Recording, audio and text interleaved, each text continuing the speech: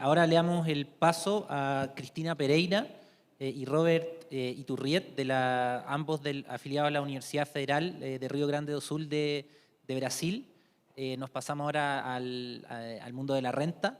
Ellos van a presentar sobre impuestos, desigualdad de género y de clase.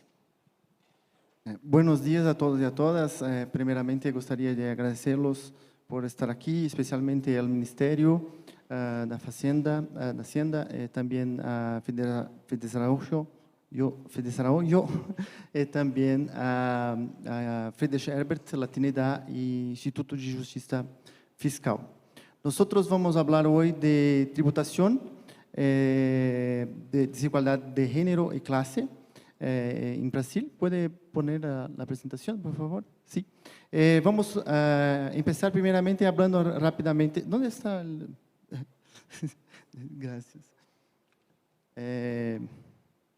Primeramente vamos a hablar de cambios en la teoría de política fiscal, algunas críticas que han ocurrido, después de teoría feminista, en la secuencia lo caso de Brasil, que es nuestra investigación que hicimos, y también los principales resultados, así como una simulación de reforma tributaria en Brasil.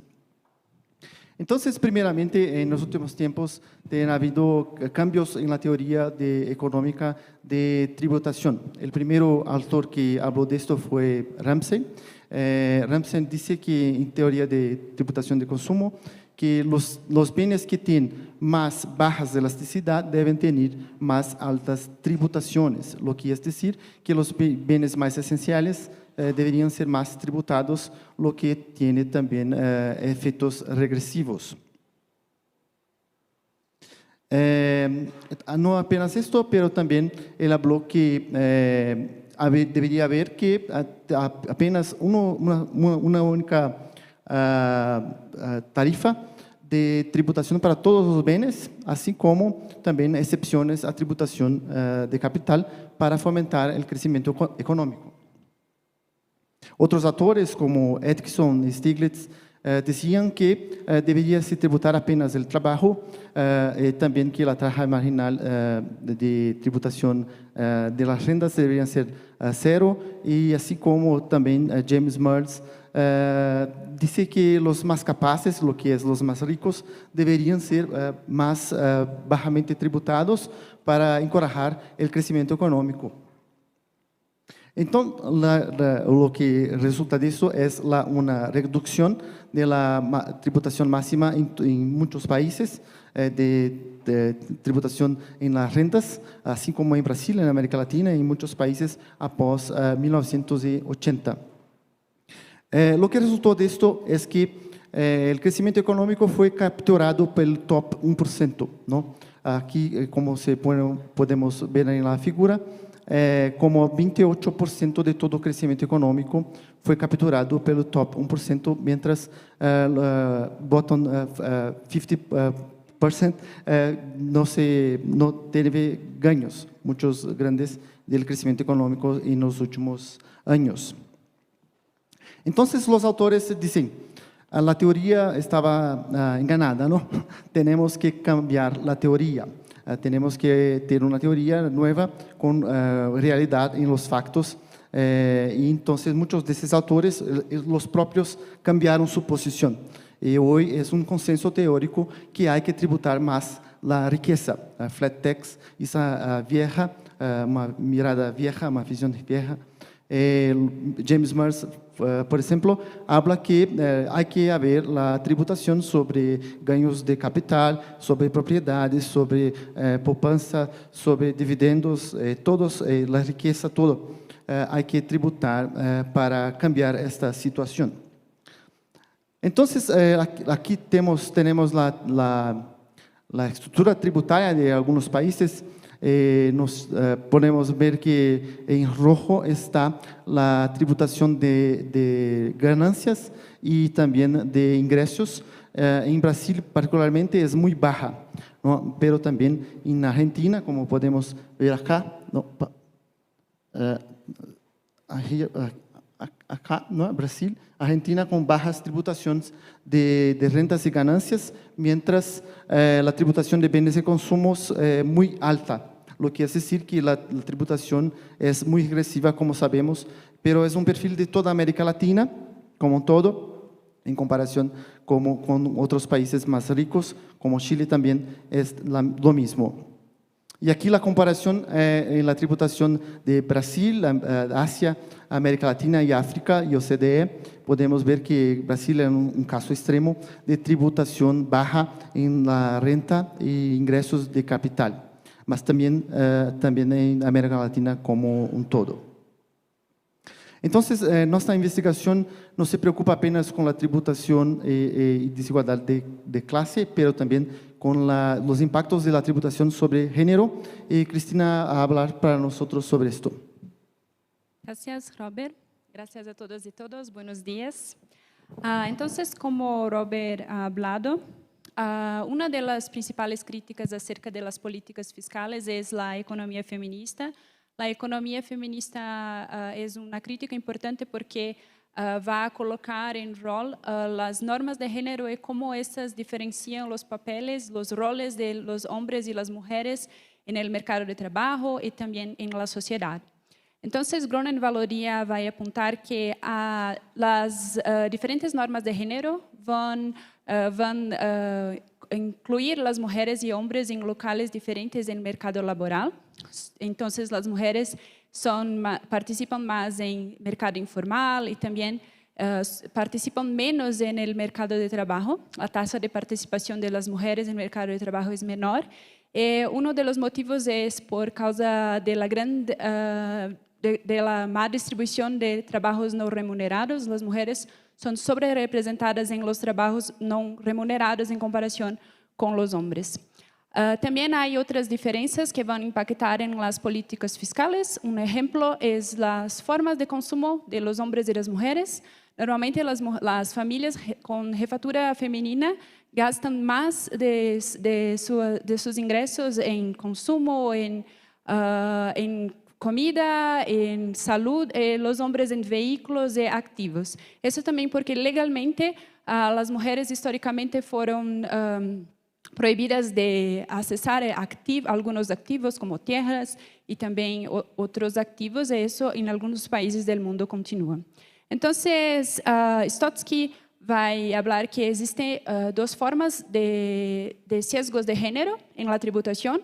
Una de ellas es los sesgos explícitos, como por ejemplo la declaración de parejas. Cuando dos parejas hacen declaración conjunta, normalmente eso impacta más las mujeres porque las mujeres no ingresan en el mercado laboral o ingresan en posiciones informales del mercado laboral por causa de las tasas. Otra forma explícita de discriminación es el reconocimiento del trabajo de cuidado, que es hecho en Argentina y Guatemala también, que es algo importante para las mujeres. También tenemos formas implícitas de discriminación, sesgos implícitos, como por ejemplo los que son resultados diferentes en las políticas fiscales, como por ejemplo cuando un gobierno hace excepciones para algunos bienes que son consumidos más por hombres do que por mujeres, como por ejemplo transportes y comida y salud, y también tiene impactos sobre las políticas fiscales, como por ejemplo cuando hace excepciones para algunos tipos de empresas que emplean más hombres, como la construcción civil o la metalurgia. Eso impacta más los hombres, el empleo masculino en comparación con femenino. Esa importancia de la política fiscal es una agenda que viene desde la Convención para la Eliminación de todas las formas de discriminación contra mujer, de CEDAW en 1979, también Plataforma de Acción de Beijing, de Movimiento Objetivo de Desarrollo Sostenible. Algunos grupos importantes como Women Budget Group, Tax Justice Network, Latindad, FES, Taxes to Them, están investigando esa la importancia porque, de facto, las mujeres están en una situación de gran vulnerabilidad en la economía. Esos son algunos datos que nosotros pegamos de la CEPAL. Entonces, como dijo, la participación en el mercado laboral de las mujeres es muy menor que la de los hombres, eso históricamente. Los hombres participan en torno de 75%, la tasa de participación, en cuanto a las mujeres es en torno de 46%, no llegando a 50%. Eso es por causa da penalización de los trabajos de cuidados, que envolve las mujeres desde niñas. Entonces, eso también va a impactar en la tasa de desempleo femenino, que es muy mejor que la masculina históricamente. Eso no ha cambiado por causa justamente de esta penalización de los trabajos de cuidado y de discriminación que los empregadores tienen en contra de las mujeres. Todas las mujeres tienen esa característica de cuidadoras por causa de las normas de género. Mesmo as mulheres que não são madres. Desculpa-me por meu espanhol, é muito malo. E podemos ver isso em índice de pobreza, de feminidade e pobreza, que está inclusive aumentando na América Latina em anos inclusive de crescimento econômico. Então, é algo que deve ser visto, deve ser reparado em las políticas fiscais e las políticas tributárias. Yo y Robert hicimos una investigación acerca de Brasil. Investigamos si hay alguna discriminación de género y clase en Brasil. El caso de Brasil es particular por causa, como sabemos, de alto nivel de desigualdad. La regresividad tributaria es muy alta. Nosotros tuvimos 400 años de esclavitud en un pasado muy latifundiario, esclavocrata. Mais recentemente passamos por períodos de mudanças demográficas muito grandes, com a diminuição do tamanho das famílias e também aumento da importância das mulheres em los domicílios. Alguns resultados em relação à renda, no imposto de renda, nós temos que os homens recebem os maiores ingressos em comparação com todos os níveis de renda. Pero, por outro lado, as mulheres pagam as maiores taxas efetivas em quase todos os níveis de renda. Isto é porque há exceções sobre ativos e exceções sobre dividendos em Brasil, e os homens são os que mais recebem esses ativos e dividendos. Acerca dos impuestos indirectos e diretos, de nossos achados é que há uma diferença de consumo em las famílias refiadas por mulheres e homens. As famílias refiadas por mulheres consomem mais comida, consomem mais alimentos e produtos para a saúde, em comparação com os homens que consomem mais meios de transporte e outros. Isso vai impactar em las políticas tributárias. É importante que os governos tenham isso em mente. Em relação ao Brasil, não temos muitas diferenças em la tributação indireta e indirecta total, porque temos exceções sobre comida e também sobre transportes. Então, as mulheres pagam pouco mais de impostos indiretos em relações com os homens, pero os homens pagam mais o total de impostos. E em relação, isto é muito importante, em relação a los deciles de renda, los 10% mais pobres pagam as maiores taxas em relação a todos os outros deciles. As famílias refiadas por homens pagam mais que as mulheres comparativamente, pero as famílias refiadas por as mulheres são a segunda carga tributária mais alta. E podemos perceber também que as mulheres são a maioria em las famílias em níveis de pobreza. Então, isso é muito importante. A regressividade tributária também podemos ver entre os 40% mais pobres e os 10% mais ricos. Os 40% mais pobres pagam cargas tributárias de totales 24,49% em relação aos 10% mais ricos que pagam cargas tributárias de 20,47%. E isto é sobretudo por causa dos impostos indiretos que os pobres pagam 21,12% em relação aos ricos que pagam a carga tributária de 10,96%. Algumas propostas que hicimos para uma tributação que seja não solamente no neutral classe, pero também a género, é a redução das taxas em itens básicos como comida, energía, higiene, gas de cocina, que son itens que son más consumidos por las familias pobres y son más consumidos por las familias con jefatura femenina. También el aumento del impuesto de renta y también una tasa para impuestos, ganancias, dividendos y también deducciones sobre las familias uniparental, que son las familias que tienen más incidencia a la pobreza y en su mayoría es compuesta, más del 90% compuesta por mujeres. Y también aumento de las tasas para viajes, adquisición de activos y otros. Ahora Robert va a hablar de nuestra simulación. Sí, para concluir, hacemos una simulación de reforma tributaria en Brasil, reduciendo entonces la tributación indirecta para 7 productos más esenciales como comida, alimentos y transportes y aumentando en 20% la tributación directa para los más ricos. Lo resultado es que, embora la tributación quede menos regresiva, ainda continúa regresiva con esa alteración. Los pobres pagan menos con esa simulación que hicimos, pero no es suficiente, ¿no? para tornar el sistema progresivo.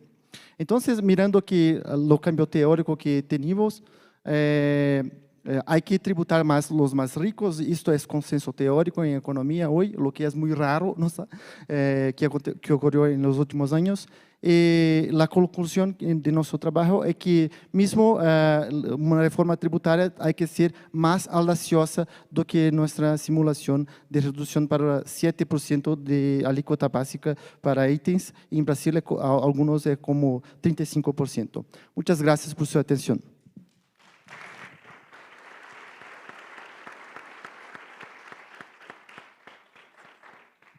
Muchas gracias, Cristina y Robert, por la presentación.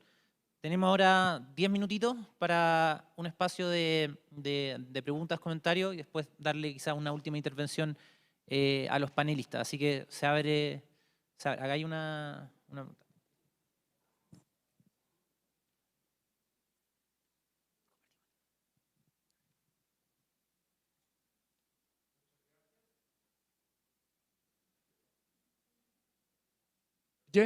Ahora sí. Muchas gracias. Soy Pasquale Pistone. Tengo una pregunta para el moderador o los panelistas sobre un tema que he investigado durante los últimos años y que a mi juicio es muy importante también para Latinoamérica. Me gustaría escuchar su comentario si tuvieran alguno. Se trata del teletrabajo, que es una realidad fundamental que se ha desarrollado especialmente después de la crisis del COVID y que a mi juicio puede ser una fuente enorme de recursos para los estados y que levanta muchos problemas desde la perspectiva internacional, porque se puede trabajar en un país a distancia y se plantea el problema de si este país y en qué medida este país tenga derecho a grabar a estas personas. Creo que sería muy interesante explorar ese tema y no sé si alguien tiene algún comentario en este respecto.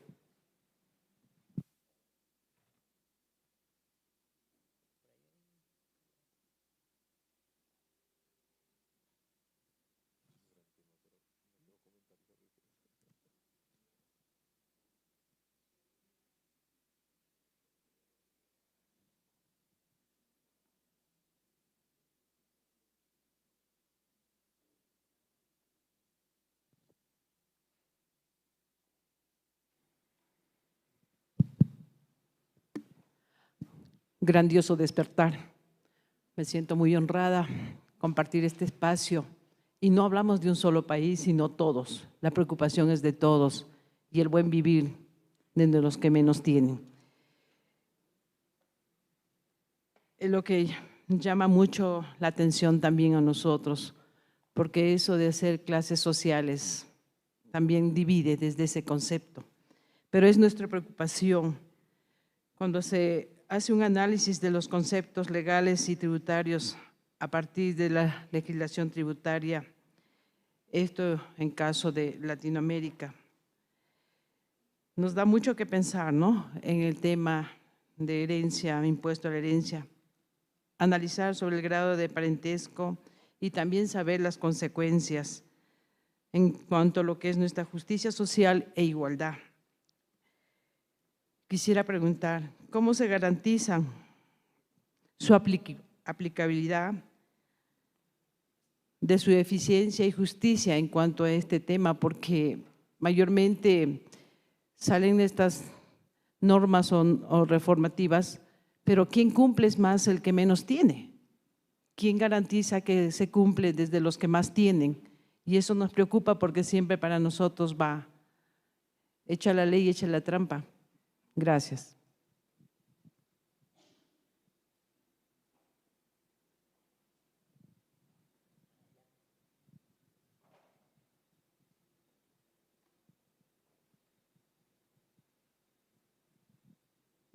Hola, ¿qué tal? Muy buenos días. Carlos Cabrera de la Fundación Ebert en México.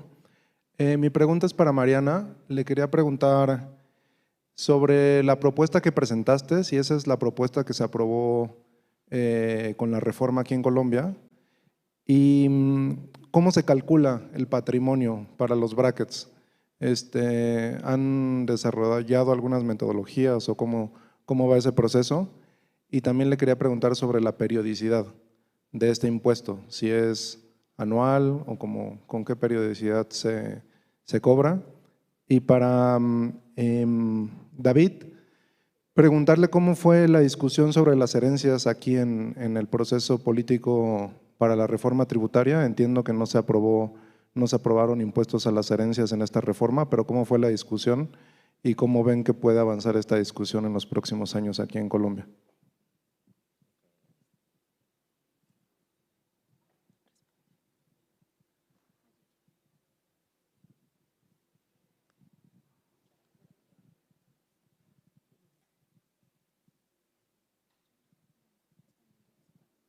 Hola, gracias. Me gustaría de preguntar un poquito sobre la cuestión racial, que no oí mucho de hablar de esto acá aún.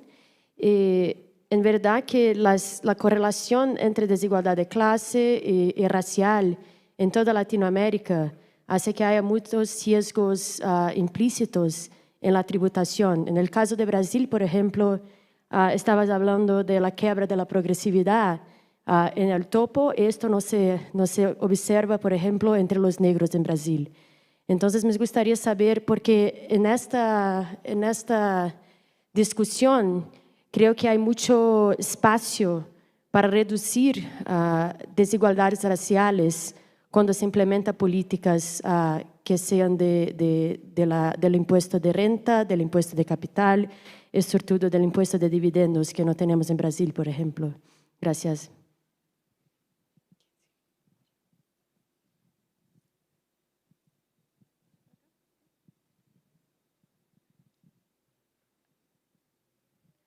Muchas gracias por el panel, súper interesantes las discusiones.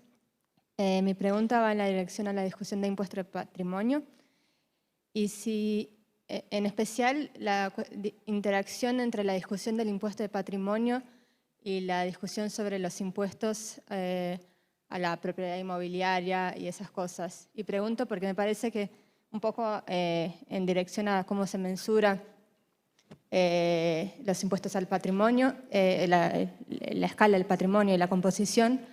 Hay algunos estudios que vi, no enfocados tanto en el 1%, pero en gran parte de la población, que empiezan a discutir las relaciones entre la desigualdad de riqueza con diferentes mercados inmobiliarios. Entonces, la capacidad de tener casa propia, etcétera. Y ese es un tema muy importante para América Latina que me parece que no lo discutimos mucho en este evento, pero que está relacionado a las dinámicas súper complejas de urbanización de nuestros estados, en fin, la vida que se hace inviable en algunas de nuestras ciudades. Me gustaría saber si tenés alguna opinión sobre este tema y, en fin, si hay algo para discutir. Yo no sé si los panelistas pueden ir respondiendo las preguntas, porque tenemos un tiempo limitado para eso y damos chance. Entonces, no sé si de pronto se han dividido las preguntas para irlas de pronto respondiendo. ¿Empezamos por acá? Sí, ¿Está bien? Sí, Bien. está bien. Bueno, respecto de la reforma tributaria, sí, ese fue lo que les mostré, fue lo que se aprobó aquí en Colombia el año pasado. El impuesto al patrimonio es un impuesto anual. Los registros se hacen a partir de los inmuebles que se tienen no sé, por ejemplo, si se tiene una casa o algo así, esto ya tiene todo un seguimiento de avalúo catastral, de titularidad. Digamos que el problema allí con este impuesto es lo que mencionas tú, es que los detractores mencionan que cuando se crea un impuesto al patrimonio, se está incluso gravando a las personas de clase media, porque su forma de acumular patrimonio es a través de una casa o un terreno. Sin embargo, para Colombia existe una exención para las viviendas. O sea, una persona de clase media que tiene una vivienda que puede costar, no sé, cerca de $500 o algo así, no sé, menos, no, mucho más me imagino. Tiene cierto porcentaje de exención. Entonces, allí se excluye de alguna forma a esas personas de clase media que han ahorrado toda su vida para tener una casa o un terreno. Digamos que lo importante de las tasas marginales es eso, que no se va a gravar todo lo que se tiene en patrimonio o en bienes inmuebles, sino es eso adicional que se está generando en patrimonio.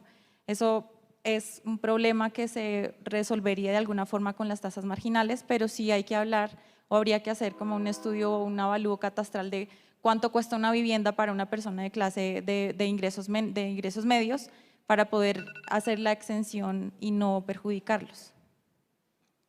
¿Tenemos alguna otra respuesta de las preguntas previamente? Listo, bien. Sí, gracias. No, pues hay dos preguntas bastante interesantes. La primera es, ¿cómo se garantiza la aplicabilidad para familias de mayores ingresos? Digamos, en lo que presenté, estas de tasas progresivas, de umbrales exentos y de algunos bienes que tienen tratamientos especiales como vivienda familiar y empresa familiar, lo que intentan es reducir la carga del impuesto a herencias para familias de menores ingresos. Sobre todo, por ejemplo, la vivienda está distribuida de manera mucho más progresiva que los bienes de capital. Entonces, todas estas son herramientas que buscan ser más progresivo en el recaudo. Esto no quita claramente que hay digamos, los activos de capital generan mayores oportunidades para la elusión tributaria y esos activos de capital están concentrados en las familias de altos ingresos. Hay otros mecanismos uno hace una transferencia de la propiedad del activo y este activo luego genera unos rendimientos que no son tasados ni valorados en el momento de la transferencia, por ejemplo. La solución para esto es la solución parcial igual, siempre va a haber opciones de elusión, es la integración entre el impuesto a herencias y donaciones y que realmente haya un control de las donaciones, de las transferencias de propiedad de intervivos que se contabilicen dentro de un impuesto integrado o por lo menos con mecanismos de integración entre herencia en el momento de muerte y las transferencias intervivos. Eso es uno de los argumentos en contra del impuesto a herencias en Europa y es que hay mayores opciones de elusión para las familias de altos ingresos. Pero yo, pues, digamos, personalmente creo que igual, pues, un impuesto a herencias y donaciones integrado y que en donde haya un tratamiento bien pensado para los bienes de capital puede reducir esta elusión. Igual, pues todas estas herramientas son las que permiten mayor progresividad en el tema del impuesto a herencias. En temas del impuesto a herencias en la reforma tributaria, nosotros no se discutió como tal, es un tema que no se discutió. Hay un impuesto, se discutió el impuesto al patrimonio y hay un impuesto que existe acá que se llama el impuesto a ganancia ocasional. Pero el impuesto a ganancia ocasional es un impuesto que trata por igual herencias y una lotería. No es un impuesto que tiene como concepto esto de transferencia de riquezas a herederos y transferencia, digamos, intergeneracional.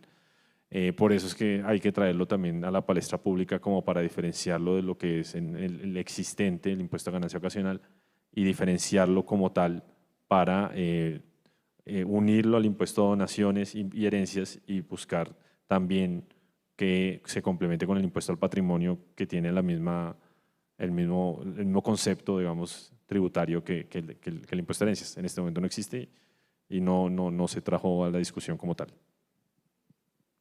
Muy bien. Tenemos un comentario acá. Rápidamente sobre la cuestión de racial. En Brasil, es decir, más pobres, es decir, los negros, es muy claro. Entonces, nosotros pensamos en hacer una pesquisa sobre las diferencias de tributación entre blancos y no blancos. Entonces, pero es muy claro que en Brasil los que más pagan impuestos son los pobres, que son los negros. Entonces, ainda así, tenemos que encontrar los números. Gracias por las cuestiones. Acerca de la pregunta de la Luisa, también voy a complementar que en Brasil tenemos un sesgo racial muy grande en el pagamento de los impuestos. Las mujeres negras son las que están en más puestos informales, son las empleadas domésticas. Esto es también común para la América Latina y coloca ellas en una situación de vulnerabilidad como también tiene otros estudios acerca de la tributación.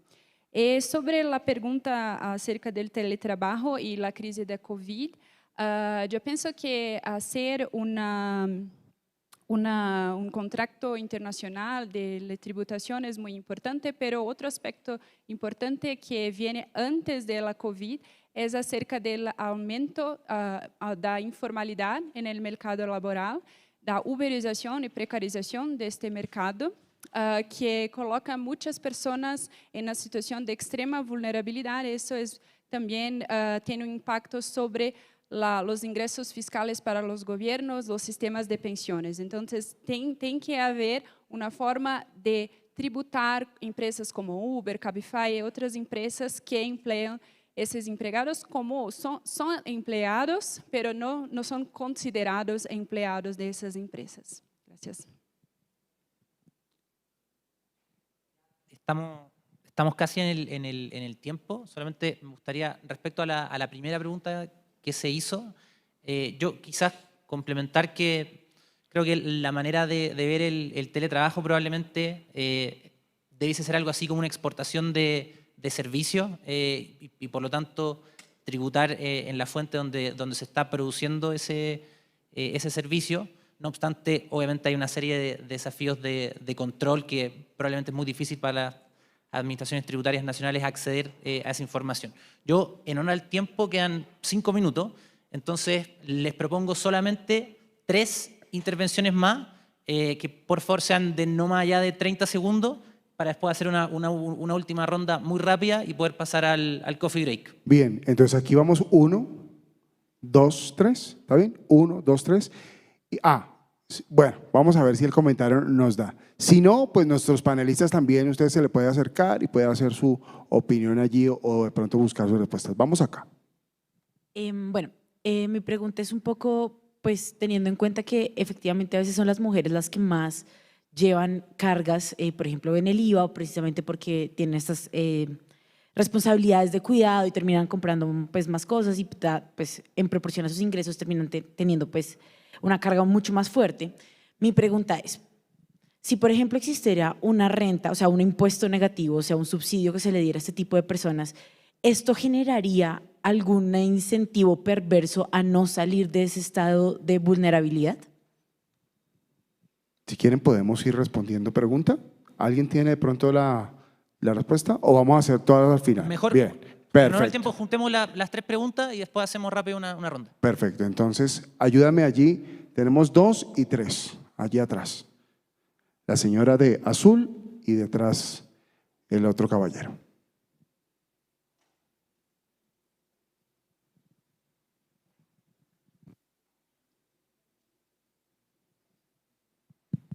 Ahí está. Aló. Sí, mi observación simplemente es como un cuestionamiento que me hago y es cómo evitar entonces que al gravar el patrimonio se desincentive el ahorro y se desincentive la creación de empresa porque se está privilegiando finalmente el gasto. Es mejor entonces gastar porque me graban menos en vez de ahorrar y tener el dinero para poder crear empresa. Muy bien. Y el caballero con el comentario. Hola, buenos días. Un poco una pregunta para Cristina y para Robert. Quisiera saber, como especialmente para Cristina, ¿cuál es un poco la perspectiva de la economía feminista en relación al gasto tributario? Tomando en cuenta que la mitad del gasto tributario en Latinoamérica viene de bienes y servicios y un poco ahí están los consumos de bienes de cuidado. Y por otro lado, el otro 50% viene principalmente de exenciones tributarias, deducciones tributarias que sabemos ya por estudios que benefician más a los ingresos más altos. Entonces quería un poco escuchar tus reflexiones con respecto a la relación del gasto con la economía de género.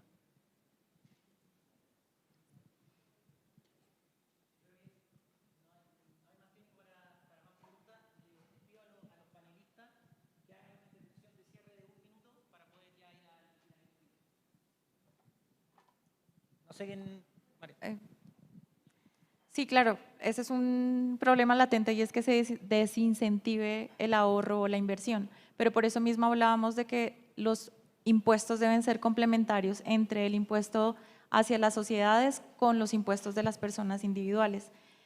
Deben ser complementarias y equilibradas de tal forma que una persona no se vea desincentivada a generar empleo, a generar ahorro o a generar algún tipo de empresa, pero también a la inversa, que las tasas impositivas de las personas naturales no sean tan altas como las sociedades para que simplemente se dediquen a crear empresas pequeñas para poder tributar en nombre de la empresa y no a título individual. Entonces creo que sí es un problema, es un panorama general, pero sí creo que lo que hay que hacer es poder ver todos los impuestos y ponerlos en una mesa de tal forma que se equilibren las cargas y sean complementarios unos con otros.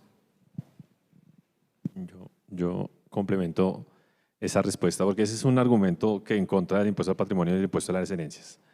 Y se ha demostrado que no es cierto. Hay estudios para Estados Unidos sobre todo, pero también para otros países que revisamos en el capítulo, y se demuestra que a mayor impuesto a herencias hay mayor participación laboral. O sea, pasan de ser rentistas a haber mayor participación laboral. No hay efectos sobre el ahorro, no hay efectos significativos, muestran los estudios. Donde sí hay un pequeño efecto es en creación de empresa, porque hay menor capital semilla. Ese sí es el efecto, es menor, digamos, que el efecto observado en participación laboral. Entonces, ahí hay un trade-off entre capital semilla para empresa y mantener desigualdad en riqueza para que las empresas estén concentradas en esas personas que reciben esa riqueza intergeneracional y son las que tienen capacidad para crear empresa. Entonces, ahí sí hay un trade-off entre desigualdad y emprendimiento, pero no en términos de ahorro y sí en términos de mayor participación laboral, que pues reduce la proporción de población que es rentista y la vuelve, digamos, la introduce al mercado, dado que tienen menor oportunidad de ser rentistas.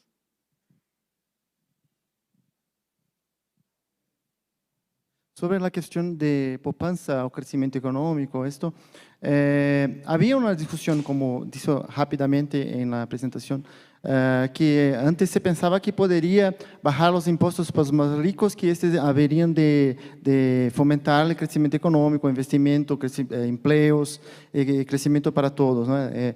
Trickle down, the theory of trickle down.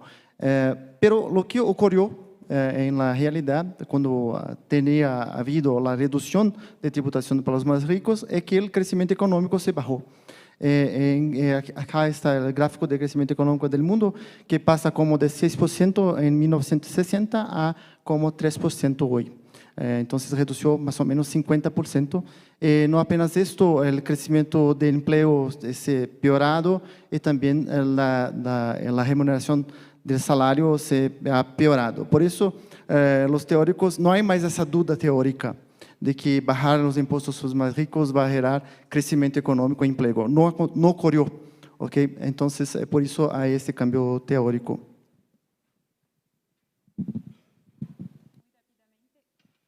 Gracias por las cuestiones. Acerca de la economía feminista y también sobre el IVA y tornar la tributación más progresista por las mujeres a través de las transferencias de renta y el impuesto negativo, es importante decir que Todos los países deben, inclusive, principalmente los países de la América Latina, deben fortalecer el sistema de relaciones de cuidados a medida de disminuir la carga laboral de horas para las mujeres que ejercen 10 horas más que los hombres por semana a los trabajos no remunerados. Es necesario que ese trabajo sea redistribuido, inclusive y ahí haciendo políticas públicas y investimentos en sectores como salud y otros sectores relacionados a los cuidados para que la carga de trabajo no remunerado no onere tanto las mujeres. La pobreza no tiene solo el sesgo de ingresos, pero también tiene el sesgo de tiempo. Y ese sesgo de tiempo está estar correlacionado con género y con raza. Entonces, solamente aumentar el ingreso de las mujeres es importante, pero no es suficiente. Es necesario que tenga políticas de cuidados por parte de los países y por parte de los países de América Latina en especial. Gracias. Lamentablemente ya no tenemos tiempo para más. Yo sé que quedaron varias preguntas en el tintero, pero es necesario seguir con el programa de la jornada. Ahora hay que ir a tomar café un rato. Así que muchas gracias, David, Cristina, Robert y Mariana por este interesante panel y también a todos ustedes por las muy interesantes preguntas y comentarios que se hicieron.